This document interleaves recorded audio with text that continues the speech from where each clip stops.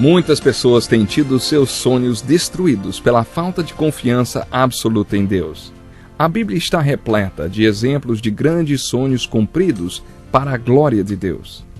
Encontro com a Palavra é um programa escrito pelo Dr. Dick Woodward e narrado por Pastor Edson Bruno. Ouça e descubra verdades que lhe ajudarão no seu dia a dia. Com você, Pastor Edson Bruno.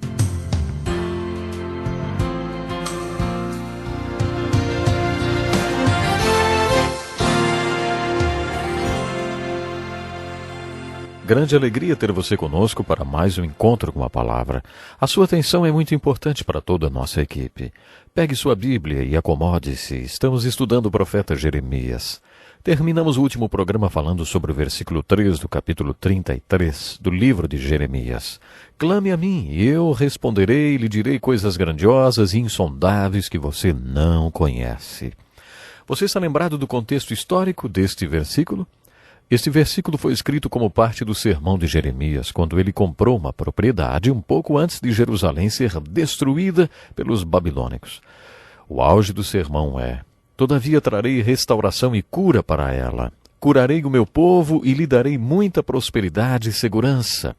Neste lugar desolado, sem homens nem animais, haverá novamente pastagens onde os pastores farão descansar os seus rebanhos em todas as suas cidades. Tudo nas cidades dos montes de Cefalá, do Neguebe e do território de Benjamim, como nos povoados ao redor de Jerusalém, nas cidades de Judá, novamente passarão ovelhas sob as mãos daquele que as conta. Como você vê, a pregação de Jeremias não era só sobre destruição e tristeza. Sua pregação era também de muita esperança. Essa esperança que ele pregava era a única que o povo de Judá tinha quando foi levado cativo para a Babilônia e Jerusalém foi destruída. É difícil fazer um esboço do livro de Jeremias porque ele é uma série de choros e lamentações, e Jeremias não chorou de maneira organizada. Uma boa maneira de estudar este livro é analisando os seus sermões. Assim como o livro de Isaías, o livro de Jeremias tem um problema cronológico. Esses sermões não foram registrados na ordem em que foram pregados, mas na ordem em que Jeremias se lembrou deles. No capítulo 36, lemos sobre um acontecimento incrível com o profeta Jeremias. Ele estava na masmorra e obteve permissão para ter uma espécie de secretário, um escriba chamado Baruque. Jeremias começou a achar que poderia morrer naquela prisão. Ele poderia morrer quando a cidade fosse destruída. Ele não sabia o que o futuro lhe preparava. Assim, movido pelo Espírito de Deus, Jeremias começou a escrever todos os importantes sermões que Deus tinha lhe dado em seus 41 anos de ministério. Jeremias começou a pensar e a relembrar todos aqueles grandes sermões que Deus havia lhe dado no meio daquele contexto histórico. Ele achou que aqueles sermões poderiam causar impacto em outras nações. Por isso, começou a registrá-los.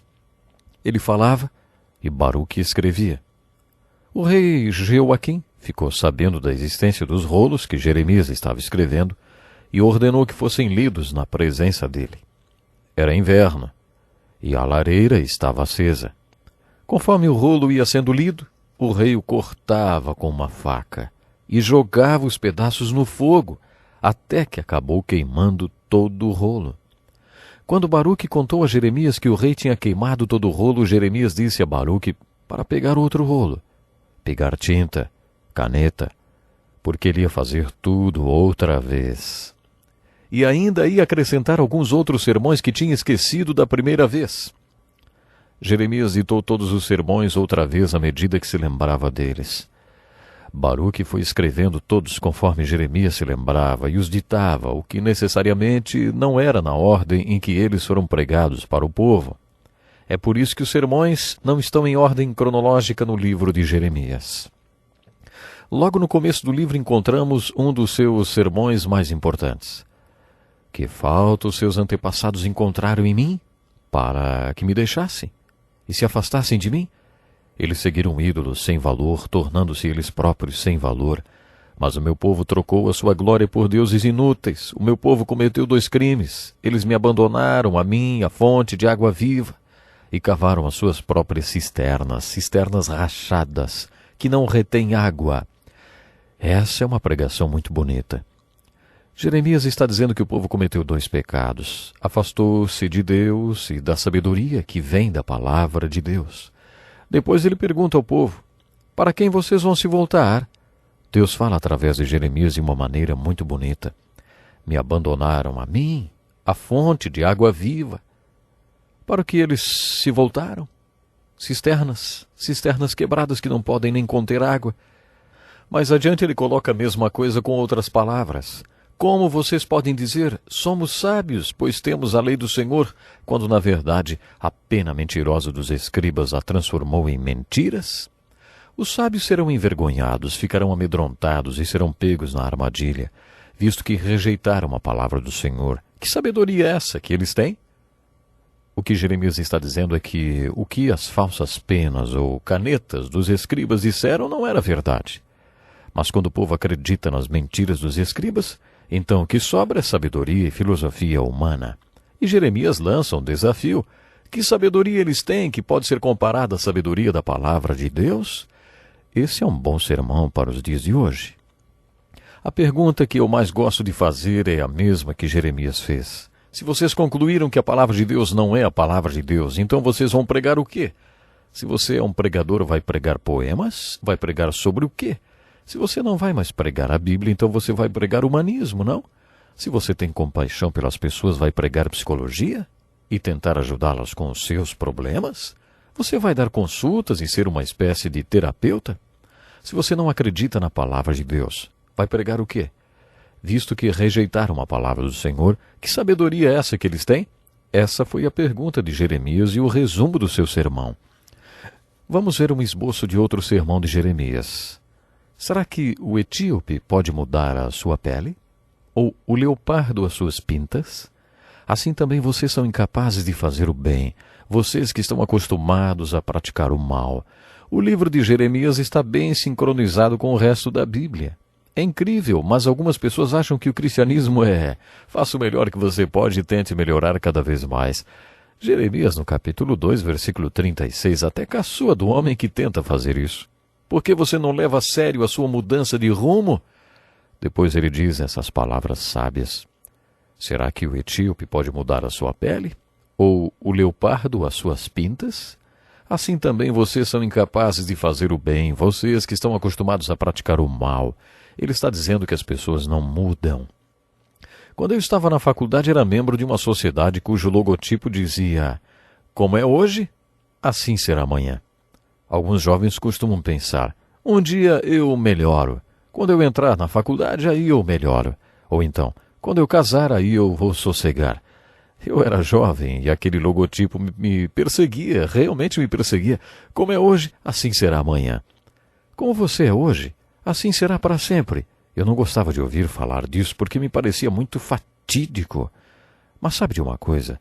Tanto a Bíblia como uma corrente na psiquiatria concorda com essa frase. O seu presente pode ser compreendido e o seu futuro previsto pelo seu passado. Mas há uma exceção. A Bíblia diz que se você estiver de acordo com as condições de Deus, poderá ser transformado. Deus pode mudar você.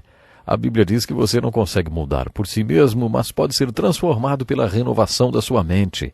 Em outras palavras, você pode ter uma experiência onde você é passivo e Deus é ativo. As Escrituras chamam essa experiência de novo nascimento, e o novo nascimento pode acontecer com você.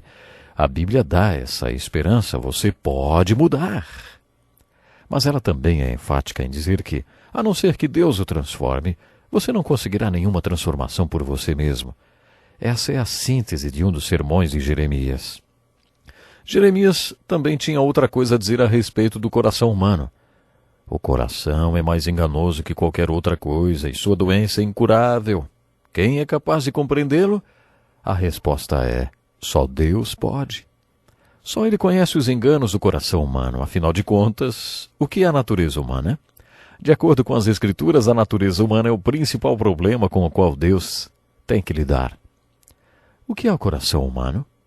Vocês conhecem aquela historinha do macaco que diz: não culpe a gente pelo que o homem faz, nunca vi um macaco bater na companheira nem deixar seus filhos sem comida. Nenhum macaco jamais incinerou 6 milhões de outros macacos porque não gostava da cara deles. O homem já fez coisas terríveis. O homem descende, mas não do macaco. A questão é que o homem tem a capacidade de ser como Deus. Ele pode ser igual a Deus, mas também tem a capacidade de ser como Adolf Hitler. O homem tem a capacidade de fazer coisas que os animais jamais fariam. É isso que Jeremias está dizendo nesse versículo. Qual é o potencial do coração humano? Ele é desesperadamente enganoso. Quem pode conhecê-lo profundamente? Só Deus. De acordo com Jeremias, só Deus pode conhecer o coração humano.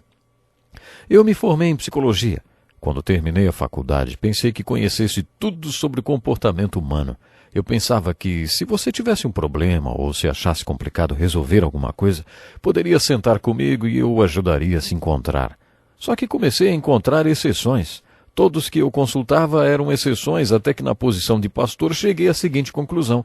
Deus, eu não entendo essa gente. Parece que cada um que conheço é uma exceção às regras. Tenho vontade de jogar os livros fora porque as pessoas simplesmente não se encaixam. Aí, deparei-me com o versículo de Jeremias. O coração é mais enganoso que qualquer outra coisa e sua doença é incurável. Quem é capaz de compreendê-lo? Você já sabe a resposta para essa pergunta? Claro, só Deus conhece o coração humano. Por isso Davi, em sua sabedoria, buscou a Deus, seu analista todo-poderoso. E ele fez a oração do final aí do Salmo 139. Sonda-me, ó Deus, e conhece o meu coração. Prova-me e conhece as minhas inquietações. Vê se em minha conduta alguma coisa te ofende e dirige-me pelo caminho eterno. Só a Deus você pode dizer tal coisa, porque só Ele conhece o seu coração. Como o seu coração é enganoso, mais do que todas as coisas, você deve se achegar a Deus e dizer, Senhor, eu não conheço o meu próprio coração, e eu nem posso. Por isso, Senhor, tira a tampa do meu coração e mostre-me o que não deveria estar lá. Tire a tampa da minha mente e mostre-me os pensamentos que não deveriam estar lá, porque quero andar no caminho eterno. Você pode ler muitos outros sermões de Jeremias. Medite neles. Você descobrirá um dos maiores pregadores que já viveu. Você vai amar o profeta que pregou na época em que a queda de Jerusalém estava acontecendo. Querido ouvinte, Deus conhece o seu coração. Você pode ter enganado sua família, seus amigos e até você mesmo, mas você não pode enganar a Deus. Ele conhece você. Deus o abençoe. Leia o livro de Jeremias. A profecia de Jeremias será uma bênção na sua vida. Até o próximo programa. Que lição importantíssima. Obrigado, pastor Edson Bruno. Prezado ouvinte, coloque em prática o que você ouviu aqui. Sem dúvida, sua vida será grandemente abençoada. Este é um estudo escrito pelo Dr. Dick Woodward, na voz do pastor Edson Bruno. Escreva-nos e solicite o material. Nosso endereço é Encontro com a Palavra, Caixa Postal 2011, CEP 89201-970, Joinville, Santa Catarina. Até o nosso próximo encontro com a Palavra.